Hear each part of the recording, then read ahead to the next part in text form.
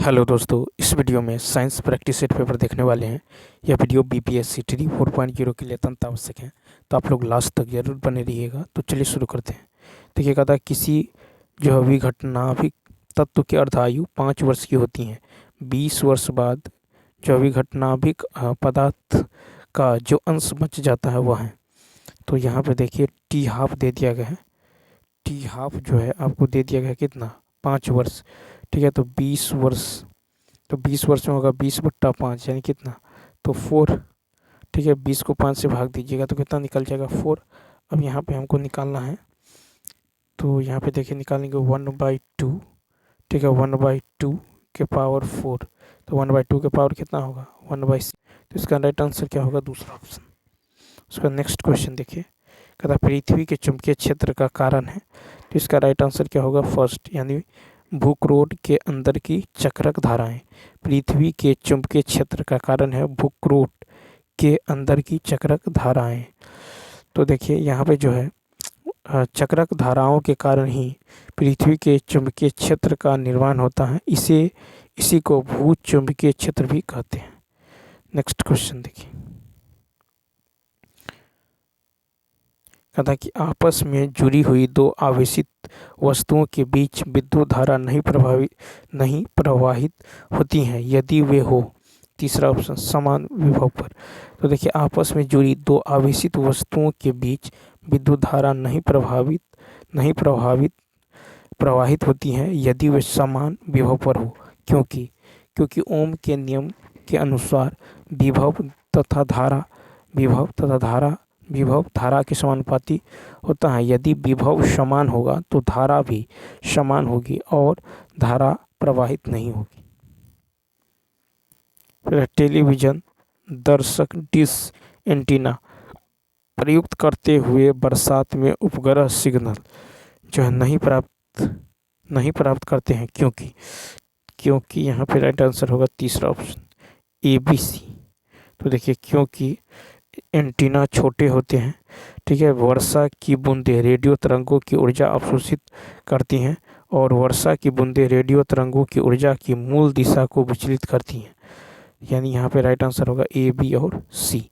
Next, तो यहाँ पे बरसात में रेडियो तरंगें वर्षा की बूंदों से टकराकर आंशिक रूप से या पूर्णतः ऊष्मीय ऊर्जा में परिवर्तित हो जाती हैं और बूंदों द्वारा अवशोषित कर ली जाती हैं। वर्षा की बूंदें रेडियो तरंगों की ऊर्जा की मूल दिशा को विचलित करने में भी सक्षम होती है। अतः इन कारणों से बरसात में उपग्रह सिग्नल प्राप्त करने में कठिनाई होती है। वर्षा के समय रेडियो सिग्नल कमज़ोर हो जाते हैं, जिन्हें छोटे डिश एंटीना ग्रहण नहीं कर पाते। नेक्स्ट, तथा प्रेशर कुकर के अंदर का उच्चतम ताप निर्भर करेगा। फर्स्ट, तो देखिए प्रेशर कुकर में वायुमंडलीय दाब से अधिक दाब उत्पन्न करके खाना बनाने की जो व्यवस्था होती है। अधिक दाब होने के कारण कुकर में दाल 100 डिग्री सेल्सियस से अधिक ताप तक गर्म किया जा सकता है, क्योंकि अधिक दाब पर जो है जल का क्वथनांक अधिक होता है। प्रेशर कुकर के अंदर उच्चतम तापमान ऊपर के छेद के क्षेत्रफल एवं उस पर रखे गए वजन पर निर्भर करता है। निम्नलिखित घटनाओं पर विचार कीजिए। 116 का होगा तीसरा ऑप्शन देखिए, यानी A, B और D। तो देखिए गोधूली से सूर्य का आभाव और देखिए उषा काल में सूर्य का रंग, आकाश में तारों का टिमटिमाना। तो संध्या के समय सूर्य का आकार बड़ा दिखना एक जो है दृष्टि भ्रम है। ठीक है, उषा काल में सूर्य का लाल दिखना एवं आकाश में तारों का टिमटिमाना भी एक दृष्टि भ्रम है। आसमान में जगमगाते तारों को देखकर हमें ऐसा लगता है जैसे वे अनवरत नहीं चमक रहे बल्कि पल पल चमकना बंद करते रहते हैं, लेकिन ऐसी बात नहीं है। तारे निरंतर एक समान चमकते रहते हैं। वायुमंडल में विभिन्न घनत्व वाली परतें होती हैं, अतः तारों से चलने वाले प्रकाश का अपवर्तन इन विभिन्न घनत्व वाली परतों से होता है और प्रकाश की मात्रा घट बढ़ जाती है। साथ ही वायुमंडल की परतें भी हिलती रहती हैं, अतः तारे टिमटिमाते नजर आते हैं। तो गोधूली से सूर्य का जो है आभाव, उषा काल में सूर्य का रंग और आकाश में तारों का टिमटिमाना, ये दृष्टिभ्रम है। नेक्स्ट, कहता पानी के 4 डिग्री सेल्सियस पर शरीर तैरता है, यदि तापमान 100 डिग्री सेल्सियस हो जाए तो 117 का फर्स्ट शरीर डूब जाएगा। तो द्रवों को गर्म करने पर उनके आयतन में वृद्धि परंतु घनत्व में कमी होती है। 4 डिग्री सेल्सियस पर शरीर पानी में तैरता है क्योंकि शरीर का घनत्व 4 डिग्री सेल्सियस पर जल के घनत्व से कम होता है। जब तापमान 100 डिग्री सेल्सियस हो जाएगा तो पानी का घनत्व शरीर की अपेक्षा कम हो जाएगा और शरीर डूब जाएगा। नेक्स्ट है कि एक पानी का पंप जमीन की सतह के 10 मीटर नीचे की सतह से पानी खींचता है। पानी को 30 केजी प्रति मिनट की दर से नगण्य वेग से पंप किया जाता है। इस कार्य को करने के लिए पंप द्वारा आवश्यक न्यूनतम शक्ति की गणना करें। तो 118 का देखिए, तो पानी 30 केजी प्रति मिनट में 30/60 इतना केजी प्रति सेकंड की दर से जो है पंप किया जाता है। ठीक है, तो यहाँ पे जो है ये एच निकल जाएगा, यहाँ से जो है एच निकल जाएगा और एच कितना है 10 मीटर। तो शक्ति बराबर हो जाएगा आपको 30 × 9.8 × 10/60, यानी ये हो जाएगा 49 जूल। A option. कहता 0.3 केजी द्रव्यमान की किसी वस्तु पर जो है बल F बराबर kx कार्यरत है,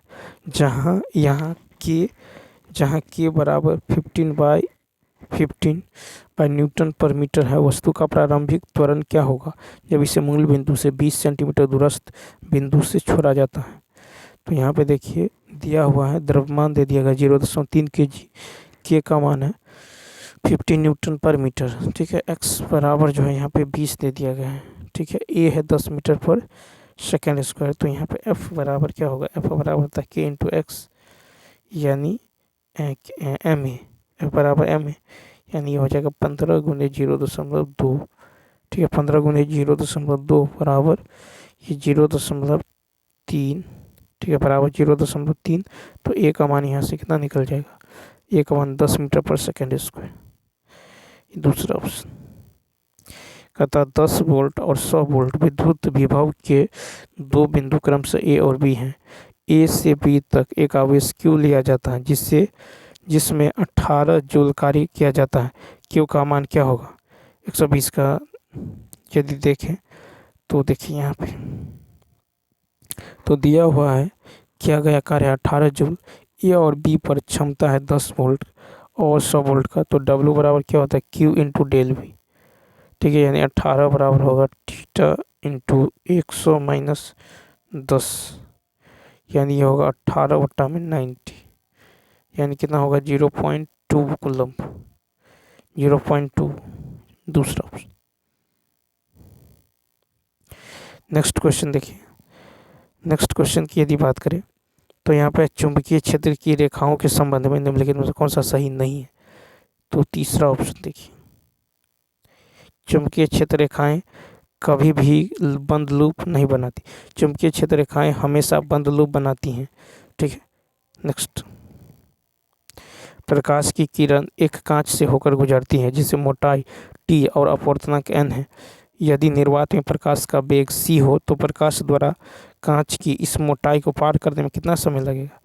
तो देखिए 122 में यदि देखें तो अपवर्तक सूचकांक होता है निर्वात में प्रकाश की चाल बटे माध्यम में प्रकाश की चाल, यानी दूरी, यानी t/c/n, यानी nt/c। तो समय बराबर दूरी बटा चाल, तो समय बराबर दूरी बट्टा में चाल, यानी nt बट्टा में क्या हो जाएगा c, यानी इसका दूसरा ऑप्शन। कहता यदि पृथ्वी का गुरुत्वाकर्षण बल अचानक लुप्त हो जाता है तो निम्नलिखित में से कौन सा परिणाम सही होगा। फर्स्ट, वस्तु का भार शून्य हो जाएगा परंतु द्रव्यमान वही रहेगा।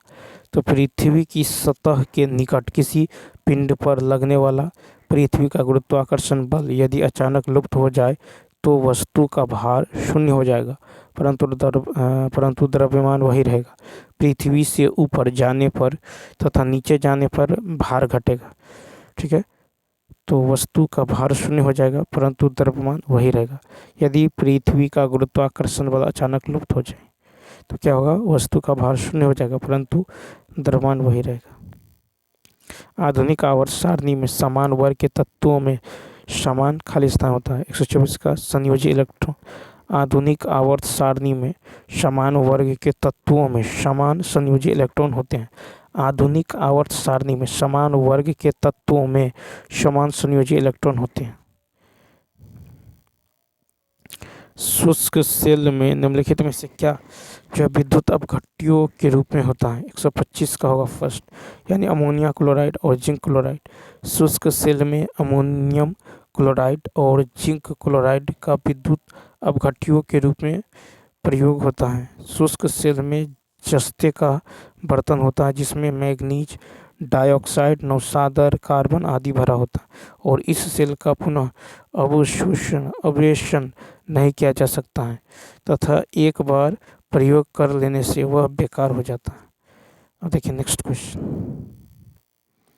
कहता अब तक की निम्नलिखित रसायनों में कौन सा कृत्रिम बादल बनाने के लिए प्रयुक्त किया जाता है। 126 का जो होगा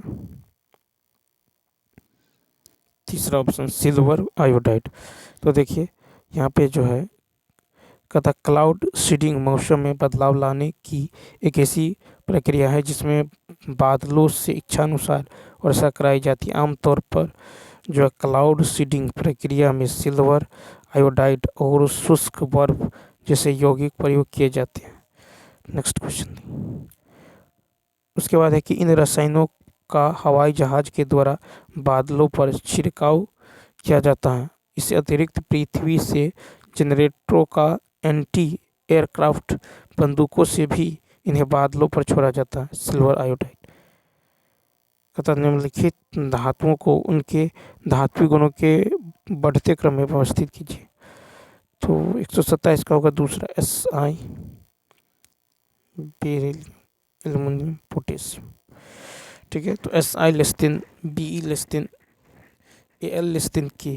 तो यहाँ पे देखिए समूह, यहाँ पे जो हो जाएगा तो समूह में नीचे की ओर धात्विक गुण बढ़ता है क्योंकि समूह में नीचे की ओर इलेक्ट्रॉन को खोने की क्षमता बढ़ जाती है। जैसे जैसे हम किसी आवर्त में बाएं से दाएं जाते हैं तो धात्विक गुण धीरे धीरे घटता जाता है।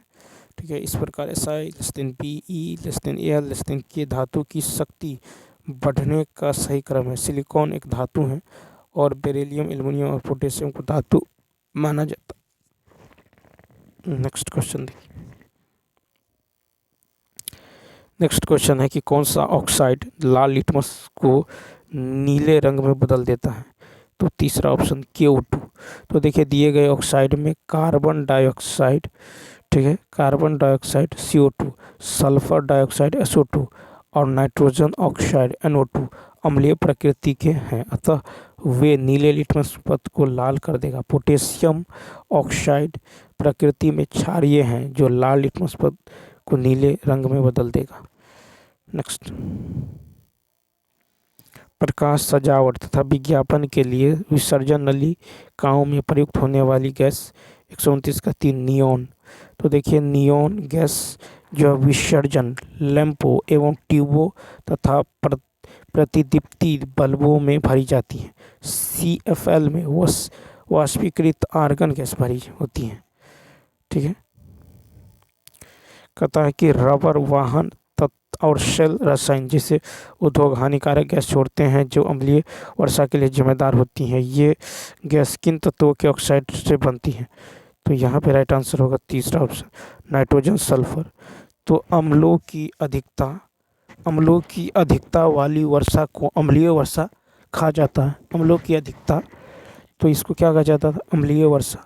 अम्लीय वर्षा में मौजूद SO2 और NO2 हैं जो बारिश की बूंदों में घुलकर क्रमशः कार्बोनिक अम्ल, सल्फ्यूरिक अम्ल और नाइट्रिक अम्ल बनाते हैं। कहता कौन सा मिश्रणों के समुच्चय को निरूपित करता है। दूसरा, वायु, दूध, साबुन का झाग, मृदा, समुद्र का पानी। वायु, दूध, ठीक है, साबुन का झाग, मृदा, समुद्री पानी मिश्रण के समुच्चय को निरूपित करता है। नेक्स्ट 132 से किसी रासायनिक अभिक्रिया में निहित पदार्थों के निम्न पहलुओं को देखिए। तीसरा यहाँ पे देखिए ऑप्शन नंबर 3 सी और डी। तो प्रत्येक पदार्थ के परमाणु की संख्या, दूसरा सभी पदार्थों के सभी परमाणुओं के द्रव्यमान का मान। तो सभी सामग्री रसायनों से बनी है। रासायनिक प्रक्रियाओं में रसायनों के बीच परस्पर क्रिया शामिल होती हैं, जैसे कि सभी अभिकारकों को नई सामग्री में बदल जाती हैं। रासायनिक परिवर्तन से पहले और बाद में परमाणुओं की संख्या समान होती है, लेकिन अणुओं की संख्या बदल जाती है। कहता है कि जब कोई धातु अम्ल से अभिक्रिया करती है तब एक गैस उत्पन्न होती है। इस गैस के संदर्भ में कौन सा कथन सत्य है? तो इसका तीसरा ऑप्शन। कहता है यह पॉप की ध्वनि के साथ जलती हैं। तो जब कोई धातु अम्ल से अभिक्रिया करती है तब साल्ट और हाइड्रोजन गैस उत्पन्न होता है। अशुद्धियों की उपस्थिति के कारण हाइड्रोजन गैस पॉप ध्वनि के साथ जलती है। नेक्स्ट है कि वाष्पीकरण के बारे में निम्नलिखित में से कौन सा सही नहीं है? दूसरा ऑप्शन। तो तापमान में वृद्धि से वाष्पीकरण घट जाता है। तो क्वथनांक से कम किसी तापमान पर द्रव का वाष्प में परिवर्तन की घटना की वाष्पीकरण कहा जाता है। वाष्पीकरण की दर जो है निम्नलिखित के साथ बढ़ती है। सतह क्षेत्र बढ़ने पर, यदि सतही क्षेत्र बढ़ता है तो वाष्पीकरण की दर बढ़ जाती है। तापमान में वृद्धि, तापमान बढ़ने पर अधिक संख्या में कणों को वाष्प अवस्था में जाने के लिए पर्याप्त गतिज ऊर्जा जो है मिलती है। आर्द्रता की कमी, आर्द्रता वायु में मौजूद जलवाष्प की मात्रा हमारे आसपास की वायु किसी निश्चित तापमान पर एक निश्चित मात्रा में जलवाष्प से अधिक नहीं रख सकती। यदि वायु में जल की मात्रा पहले से ही अधिक हो तो वाष्पीकरण की दर घट जाती है। वायु की गति में वृद्धि, यह एक सामान्य अवलोकन है कि तेज वायु वाले दिन कपड़े जल्दी सूख जाते हैं। वायु के तेज होने से जलवाष्प के कण वायु के साथ उड़ जाते हैं, जिससे आसपास के जलवाष्प की मात्रा घट जाती है। नेक्स्ट क्वेश्चन है कि डाल्टन के परमाणु सिद्धांत के बारे में कौन सा सत्य नहीं है? तो दूसरा ऑप्शन। तो देखिए डाल्टन के परमाणु सिद्धांत के अनुसार सभी द्रव्य, चाहे एक तत्व, एक यौगिक या मिश्रण हो, सूक्ष्म कणों से बना होता है, जिन्हें परमाणु कहते हैं। इस सिद्धांत की विवेचना इस प्रकार से कर सकते हैं कि सभी द्रव्य परमाणुओं नामक सूक्ष्म कणों से बने होते हैं जो रासायनिक अभिक्रिया में भाग लेते हैं। परमाणु अविभाज्य कण होते हैं जिन्हें रासायनिक अभिक्रिया में सृजित या नष्ट नहीं किया जा सकता। किसी दिए गए तत्व के परमाणु के द्रव्यमान और रासायनिक गुणधर्म समान होते हैं। भिन्न भिन्न तत्वों के परमाणुओं के द्रव्यमान और रासायनिक गुणधर्म भिन्न भिन्न होते हैं। परमाणु परस्पर छोटी पूर्ण संख्याओं के अनुपात में संयोग कर यौगिक निर्मित करते हैं। किसी दिए गए यौगिक में परमाणुओं की सापेक्ष संख्या और प्रकार निश्चित होते हैं।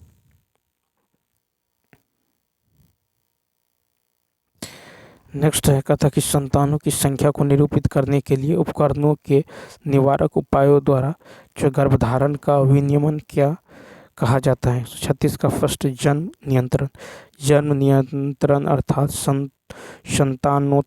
संतानोत्पत्ति को नियंत्रित रखने के लिए किए गए प्रयासों को संदर्भित करता है। इसमें निवारक उपायों द्वारा गर्भधारण को विनियमित किया जा सकता है। नेक्स्ट क्वेश्चन की यदि बात करें 137 नंबर, कहता कि जब पौधे के किसी भाग की वृद्धि या गति प्रकाश की ओर होती है तो इस प्रक्रिया को कहा जाता है, तीसरा ऑप्शन, यानी धनात्मक प्रकाशानुवर्तन। तो जब पौधे के किसी भाग की वृद्धि प्रकाश की ओर होती है तो यह प्रक्रिया धनात्मक प्रकाशानुवर्तन कहलाते हैं। पौधे को प्रकाश की ओर गति करने में ऑक्सीन हार्मोन सहायक। नेक्स्ट है कहा था कि खाली स्थान अनुजात कोशिकाओं में एक साथ विभिन्न विखंडनों में विभाजित होता है। तीसरा ऑप्शन प्लाज्मोडियम। तो प्लाज्मोडियम मलेरिया का परजीवी है जिसमें संतानोत्पत्ति के लिए विखंडन की प्रक्रिया संपन्न होती है। यह प्रोटोजोआ संघ का प्राणी। नेक्स्ट देखिए, कहता दीपक जो है एक क्षेत्र में ऊर्जा के प्रवाह का अध्ययन करने का प्रयास कर रहा है और इसके लिए निम्नलिखित चित्र बनाया है। कहता कि आप उसकी टिप्पणियों की व्याख्या कैसे करेंगे। तो यहाँ पे देखिए 139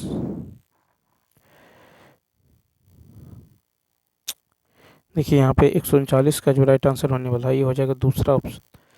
क्या हो जाएगा? सेकंड हो जाएगा। यानी उसके अवलोकन सही हैं लेकिन पोषी स्तर की संख्या अधिक हो सकती है।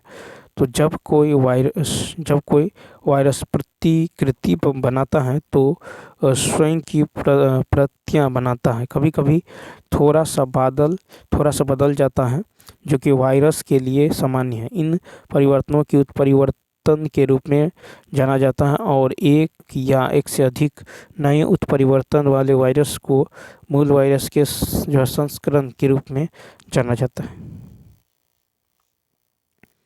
140 नंबर देखिए, कहता पराबैंगनी किरणें कैंसर का कारक होती हैं लेकिन सप्ताप मंडल में वही पराबैंगनी किरणें हमारी मदद कर रही हैं। कैसे? तो दूसरा ऑप्शन कहता वे समताप मंडल में ऑक्सीजन को ओजोन में परिवर्तित करते हैं। तो समताप मंडल में ओजोन पृथ्वी पर जीवन को हानिकारक पराबैंगनी विकिरण से बचाती है। समताप मंडल में ओजोन मुख्य रूप से पराबैंगनी विकिरण द्वारा निर्मित होता है। जब उच्च ऊर्जा पराबैंगनी किरणें साधारण ऑक्सीजन अणुओं से टकराती हैं तो वे अणु को दो एकल ऑक्सीजन परमाणुओं में विभाजित करती हैं जिन्हें परमाणु ऑक्सीजन के रूप में जाना जाता है। एक जो है मुक्त ऑक्सीजन परमाणु फिर दूसरे ऑक्सीजन अणु के साथ मिलकर ओजोन का एक अणु बनाता है। कहता सोनू ने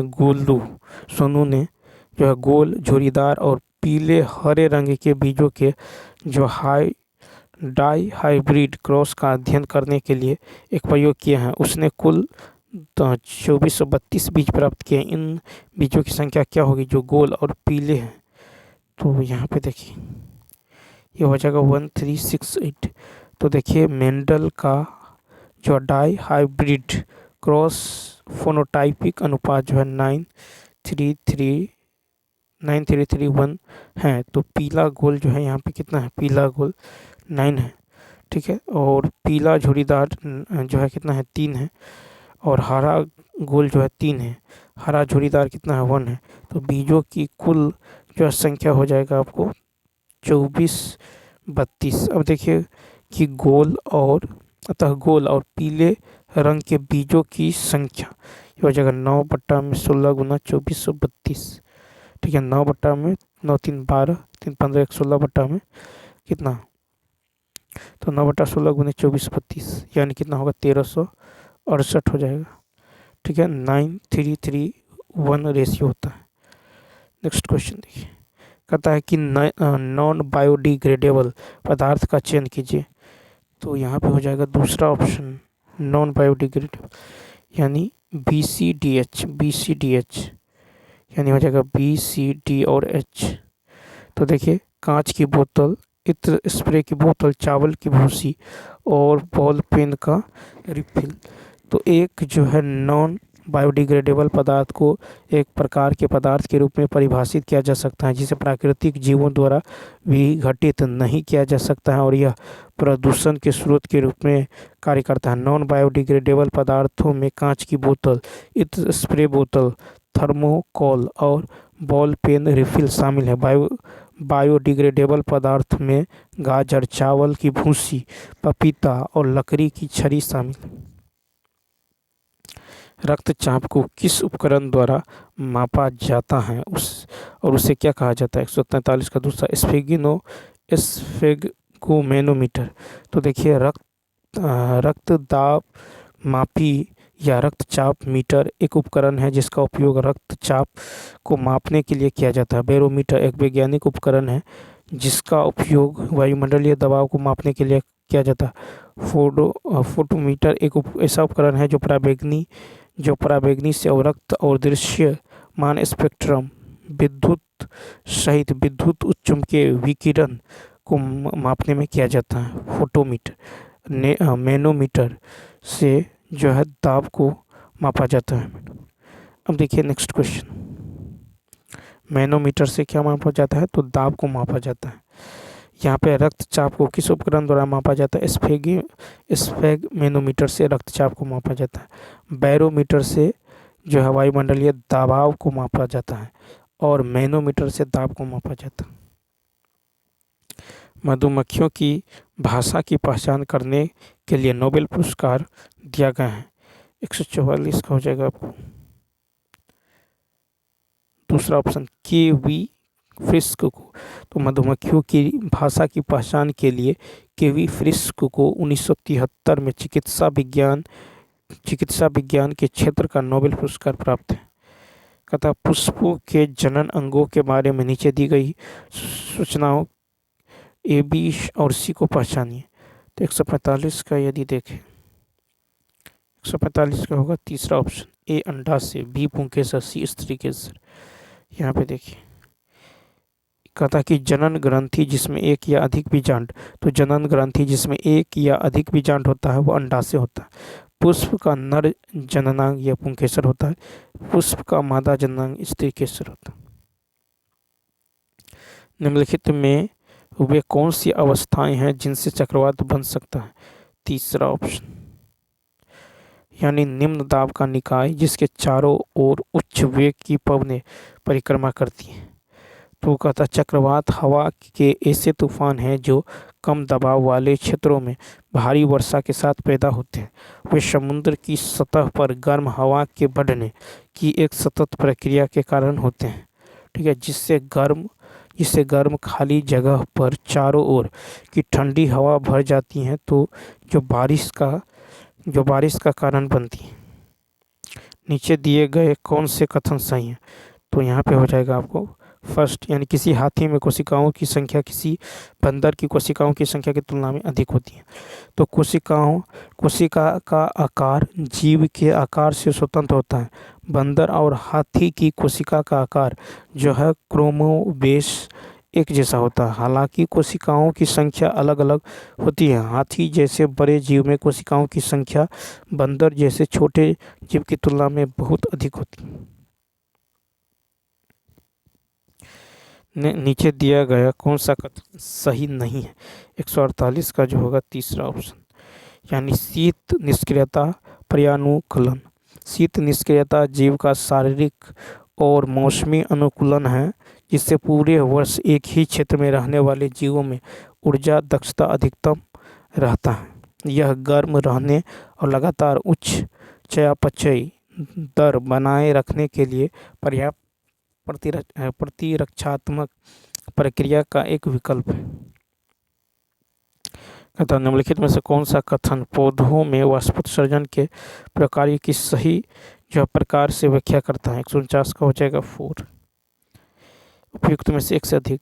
तो वाष्पोत्सर्जन मिट्टी से पानी के अवशोषण में मदद करता है और अवशोषित पानी जड़ों से पत्तियों तक जाइलम वाहिकाओं के माध्यम से जाता है। ये बहुत हद तक वाष्पोत्सर्जन खिंचाव से प्रभावित होते हैं। वाष्पीकरण के दौरान वाष्पोत्सर्जन पौधों की सतह ठंडी रखने में मदद करता है। नेक्स्ट है व्हेल, शार्क, डॉल्फिन और मछली सभी जलीय जीव है। निम्नलिखित में से कौन सा कथन उनके श्वसन तंत्र का सही प्रकार से वर्णन करता है? 150 का होगा तीसरा ऑप्शन। व्हेल और डॉल्फिन फुसफुस के द्वारा श्वास लेते हैं।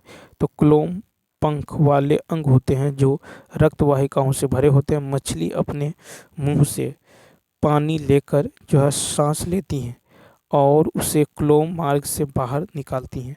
जब एक व्हेल या डॉल्फिन सतह पर आती हैं तो उसे अपने सिर के शीर्ष पर उसके माध्यम से हवा में सांस लेती। तो चलिए दोस्तों, इस वीडियो में इतना ही। यदि यह वीडियो अच्छा लगा हो तो लाइक, शेयर और सब्सक्राइब करना न भूलें। Thanks for watching.